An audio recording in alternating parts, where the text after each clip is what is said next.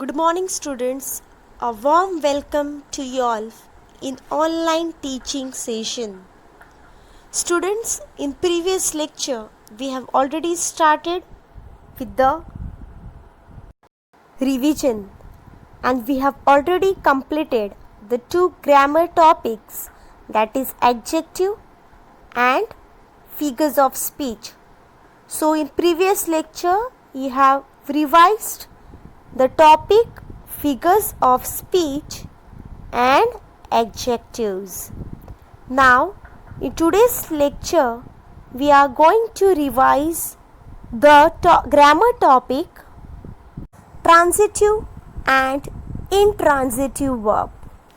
So, I hope so you remembered the topic transitive and intransitive verb.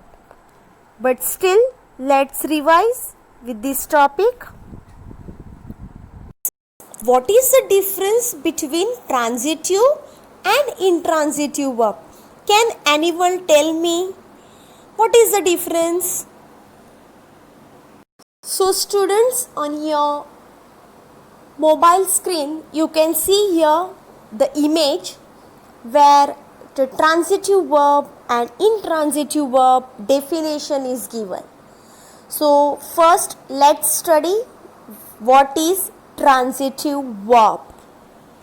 Transitive verbs are action verbs that have an object to receive that action. Dear students, in simple words, a transitive verbs take an object after it. For example, I bake some cookies. So children, first you have to identify the verb. Now what is verb here? Bake. So if bake is a verb, as the definition itself tells that transitive verbs take an object after the verb. So after verb, is there any object in that example? Yes, cookies. So cookies is nothing but an object. So this sentence or this verb bake is known as transitive verb because it takes an object after it. Let's see the second example. I ride the bicycle.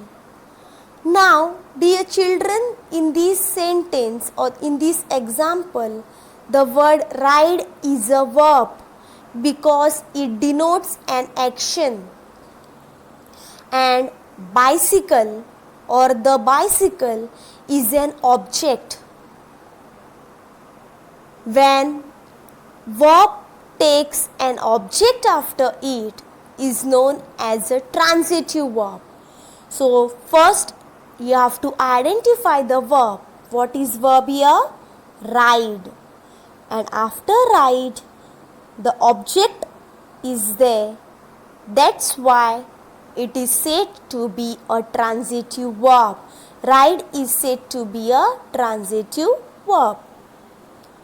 Let's proceed to the intransitive verb. Intransitive verbs are action verbs, but unlike transitive verbs, they do not have an object receiving the action. So in simple words, intransitive verbs does not take an object after the verb.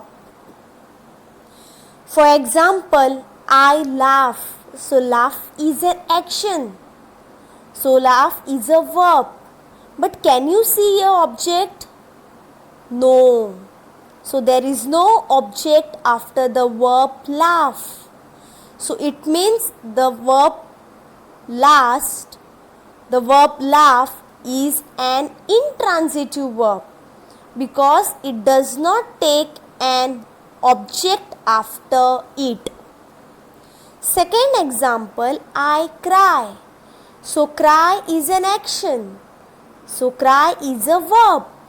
But after the word cry or after the verb cry, there is no object given here.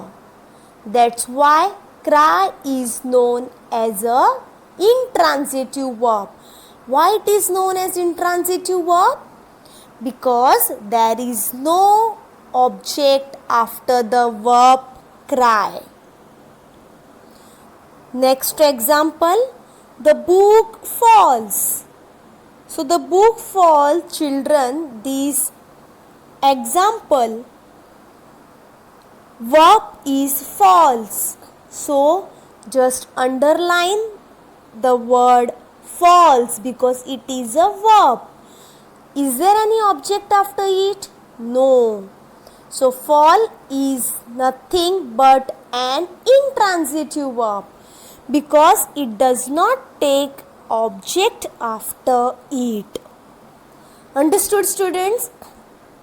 Clear with the concept of transitive and intransitive verb? Let's see with the help of more examples. Keep two things in mind, that intransitive verb, it needs a object.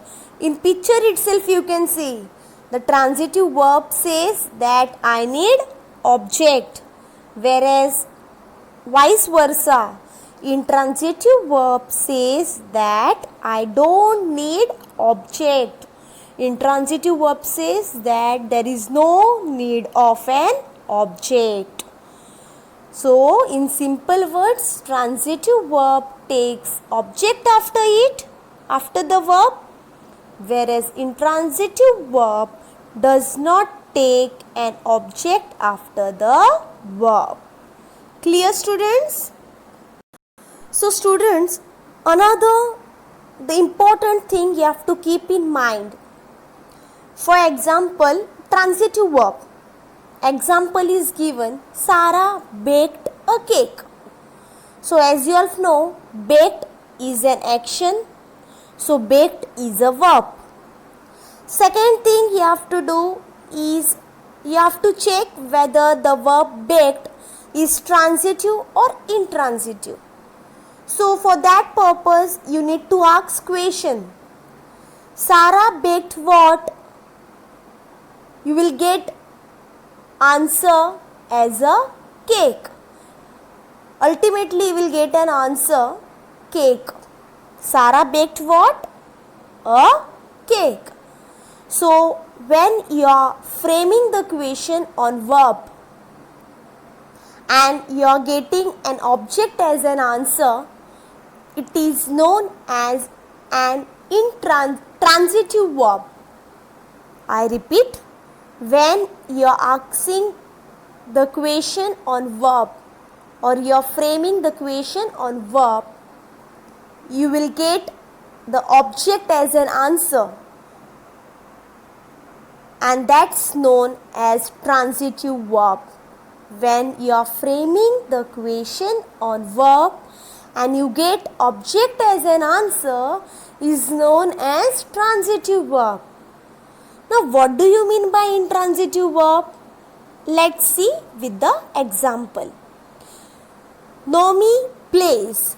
So here in this sentence, plays is an action. So it is known as a verb. So you have to frame the question on this sentence. Nomi plays what? Is there any object? No. After verb there is no object. So there is no question arising that you will get an object as an answer. There is no question to arise that you will get object as an answer, because after verb there is no object given. So it is known as intransitive verb.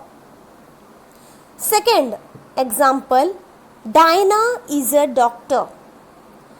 Now here there will be a bit confusion for you all, that there is no action verb here. So students, always keep one thing in mind. When there is no action verb, when there is absence of action verb, there is always a helping verb. Now what do you mean by helping verb? So children, here are the helping verbs. Helping verbs means in the absence of helping action verbs, there are always helping verbs. So helping verbs help the main verb to describe action. So that action helped in the past or is happening in the present or will happen in the future. So here in the image, these all given are known as helping verbs. Am, is, are, was, were, being, been, be, has, have, had, did, etc. etc. These all are known as helping verbs. So, in this example, Diana is a doctor. Here there is no action verb. So, helping verb you can see that is. Very good. Is known as a helping verb. So, now you have to frame a question on this verb so that you will get an object as an answer. Diana is what? A doctor. So here in this sentence you are getting an object as an answer. So this is another example of intransitive verb. Now a doctor is not an object. Doctor, you can say doctor as an object? No. But when sometimes in intransitive verbs also you are getting object as an answer. So that is also known as intransitive verb. Clear, students? Students, two more examples of transitive verb. First, Louisa threw the ball. So threw is a verb because it is an action. And second thing you have to do that you have to check whether after verb there is an object or no. So in this sentence a ball is an object. It's a direct object.